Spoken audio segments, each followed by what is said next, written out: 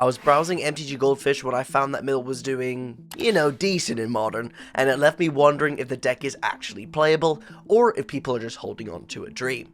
It came 14th place in a recent Modern challenge, and it came with a load of Mill cards from recent sets. The list now leans in more on the crabs.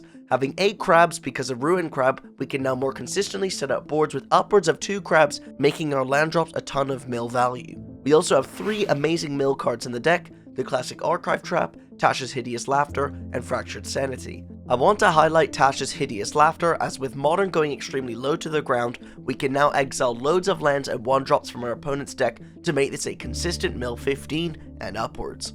To go alongside all of our Mill, we have the best interactive removal and counterspell, Drown in the Loch, to prevent our opponent from executing their game plan. Do you want to play this deck on Magic Online? Then check out Mana Traders and use my promo code on screen now for 10% off. Round 1 starts off with a really great hand. We've got a crab, Drown in the Loch, fetch land, as well as Archive Trap to really mill the opponent. They do have a Yorion, so this game is going to go long, and with a prismatic ending off the top, things aren't looking too great for us at the start of this game. We have to Lango, and we're really looking to use the spells in our hand to turn on this Drown in the Loch. We do draw a Hedron Crab and a Shelldock Isle. I decide to just play my Shelldock Isle, getting into the story under the Isle, and pass with Drown in the Loch up. I believe that it's too risky to go for the crab here, as they could play a card like Teferi Time Raveler, which would be really annoying. They use their fetch land, so our trap is now online, and we counter a Fable of the Mirror Breaker, as I really don't want them to filter their hand as well as put a threat on the table. We trap them on their end step, draw a Fatal Push, so now we can play crab and have Field of Ruin up, so that we can Fatal Push an Omnath if they have one. We mill them for 3 with our field, they play an Abundant Growth on their fetch land, and they have a Binding on our upkeep. Now I do make a slight mistake here. Field of Ruining is a nice play, but I fetch a basic swamp and our deck punishes us with a double blue spell off the top. All we can do is say go. They do have an Omnath, and since we can't activate Revolt, I use Mikakoro on their end step to dig towards an answer. We draw a Fractured Sanity, so we cycle it into a Visions of Beyond, so we Ancestral Recall, drawing us into a fetch land, Fatal Push, and land. I decide that I'm going to go for a Fatal Push on their upkeep, because if they do have another Omnath, or a bigger creature, we can Fatal Push that too. Our opponent has a Utopia Sprawl and an Incarnation, which they sacrifice an enchantment to get Meddling Mage, but we have the extra Fatal Push. We can now Tasha's Hideous Laughter into the Shelldock Isle, drawing 4 cards, and because I'm not a mill expert, sadly I forgot to keep correct mana up for Drown in the Loch, so we're just gonna have to hold up Fatal Push. However, with so few cards in deck, our opponent casts another Incarnation and decides to scoop up the game. We must have milled all of their good search targets. Going into boarding, the only thing I'm afraid of is Endurance. Endurance. Soul Guide Lantern exiles all the cards in their graveyard, Extirpate can exile Endurance with split second so they can't cast it in response, and Echoing Truth is just a removal spell. To start off game 2, we have a really nice double crab Visions of Beyond hand, and our opponent just fetches basic forest on turn 1. This to me implies that they have Veil of Summer, so let's just crab go. Our opponent fetches again in their main phase, getting a tap Triumph and passing back. I'm going to try my best to play on Veil of Summer here, so let's just keep hitting our land drops and casting crabs. They Eternal Witness back the Endurance, so maybe I should have held up Drown in the Loch, but fortunately, we top deck a Soul Guide Lantern to help fight the Endurance, as you can sacrifice the Soul Guide Lantern in response to the Endurance to exile the graveyard, so they have nothing to shuffle back. I'm feeling decent about this spot. Not only do we have the Lantern, but we have the Drown in the Loch up to fight the Endurance too, but things could get awkward because Drown in the Loch relies on them having cards in their graveyard, and if we have to sacrifice the Soul Guide Lantern, then the Drown in the Loch doesn't work. They follow up with an Omnath, and I decide to go for the Drown in the Loch to either force the Endurance to get rid of their graveyard so the Drown in the Loch is countered, or just to prevent the threat from hitting the battlefield. They let the counter go through, then we draw another crab. I think this line that I take is a bit too greedy, and what I should have done is sacrifice the Soul Guide Lantern now so that they have to Endurance in response, and then what I could do is Visions and Beyond in response to the Endurance, but I took a different line. Magic is hard, learn from my mistakes.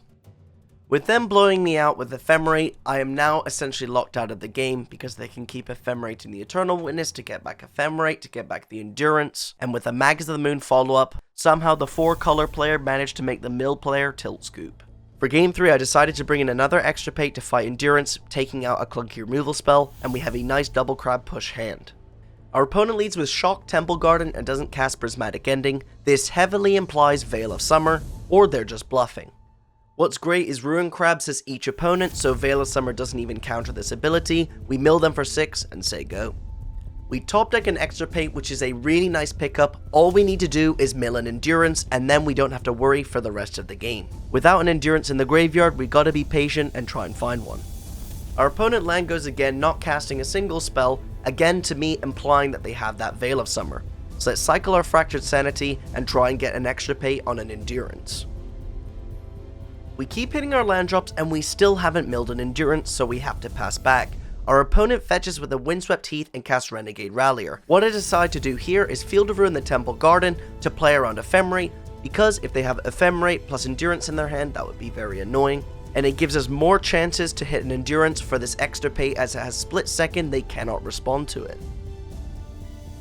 We finally find the Endurance, so we can now Extirpate it and see what's in their hand. They're most likely going to get back some sort of mana source with the Renegade Rallier to cast this Eternal Witness, so I'm going to save the Extirpate to exile whatever they target, assuming to be an Ephemerate or a removal spell. They target Leyline's Binding, so we exile it with Extirpate, which is technically a mill 2 as we take 2 cards out of their deck. We then untap, draw a fetch land, mill for 12, and then mill for even more with the Fractured Sanity, and the opponent scoops up the game. Sweet match. We're playing against Aspiring Spike in round 2, so we have some friendly banter in the chat, and we keep a really nice hand assuming that they play fetch lands. Spike leads with a tap land, we top deck a Ruin Crab, so let's get that on the table. Spike Griefs me, takes Visions of Beyond, and uses Village Rites to draw 2 cards with the Grief, so this is clearly not Rakdos Scam and one of his own brews. Witness comes down and we top deck another Laughter. We really need a 3rd land here. As Spike is clearly playing a graveyard deck, I decide to fetch now so that I can get value out of this Surgical Extraction in his draw step. I make a fatal mistake here paying 2 life with Surgical Extraction and not black mana. The fanboy inside of me must have just forgotten as Spike casts this Mayhem Devil and passes back. Annoyingly, we miss on our 3rd land, so I believe that the best play here is to chump block the Mayhem Devil and then on the damage step use Fatal Push so that we can get rid of this sacrifice threat on the table. But Spike drew the Malika Rebirth. That brings back the Mayhem Devil onto the table, putting us in a terrible position. We need to draw our 3rd land here so we can cast our spells. They use a fetch land, so we can actually use our Archive Trap. We draw an Ancestral Recall into a Crab, so maybe there's a chance that we can win. Squee comes back from the graveyard, they bash him and everything, and because of Marsh Flats pinging for 2 and my fetch land pinging myself for 2, we sadly lose.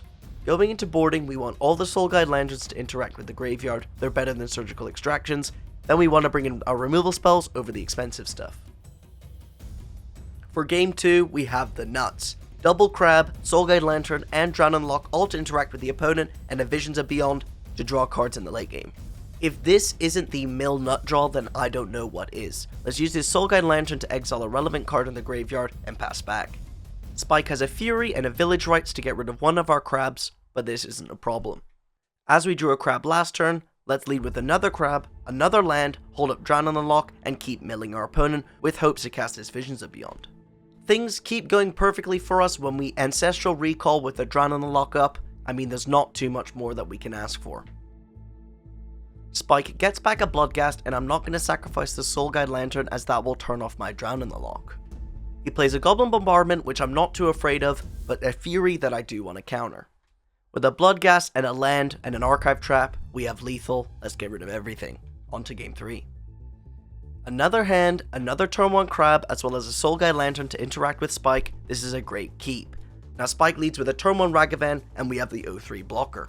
However, top decking a Fatal Push, I'm going to play safe and kill the Ragavan now, rather than letting them have something like a Bolt or a Push for our Ruin Crab. Spike taps out for Goblin Bombardment, which is scary, but all we can do is play our Crab, play our Soul Guide Lantern, and say go. Spike has a Dash Ragavan. Now we could block, but then he can sacrifice the Ragavan to ping my Ruin Crab for 1, and the 2 combat damage to kill it. I want my Ruin Crab to stay around, I have another land drop, as well as I have Murderous Cut to also kill the Ragavan later down the line. We top deck another Lantern, so let's play our land and play our Lantern, pass back. Spike has a Grief, taking our Murderous Cut, and plays a Mayhem Devil. I'm going to sacrifice both of my Lanterns to draw 2 cards here, as not only do we have to fight the board, we need to have more than what we have in our hand to win this game. Spike uses Fury and Goblin Bombardment to wipe our board and deal us a lot of damage, and we draw Drown on the Lock. So let's Drown on the Lock the Mayhem Devil, play the Soul Guide Lantern, and say go. Spike plays Bloodghast, sacks the Bloodghast to deal us 1 damage, clearly implying that he has a land in hand, To play around a fetch land specifically, I'm going to sacrifice a Soul Guide Lantern now, so that he can't use fetch land shenanigans to get the Bloodghast back. Now I'll use Field of Ruin to be able to cast my Archive Trap, but then decide not to hardcast Fractured Sanity and pass to Cycle.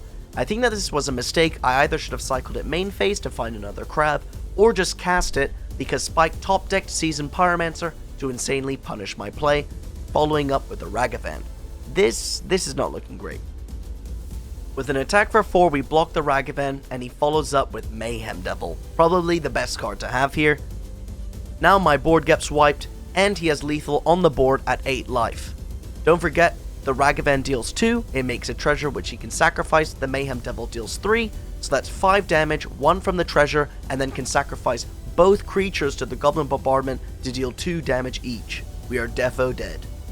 For the next round, I had to mulligan to 4 on the play against Hammer Time game 1. I'm pretty sure you can see where that goes. And then game 3, they just had the nuts with the hammers, and I couldn't really do anything about it because of Blacksmith's skill. Overall, my thoughts on Mill, I think that there are definitely mana inconsistencies with the deck. I think that it's actually a lot harder to pilot than people will think about. And I definitely think that it's down to how many endurances are in the format and how aggressive people are. I really like Tash's Hideous Laughter, and I think that this list could be tuned to be more efficient to beat the metagame, as I felt like it was a bit all over the place with the removal spells as well as the counters. As always, if you like this type of video, then please like and subscribe as it really does support the channel, and I'll catch you guys tomorrow for another video.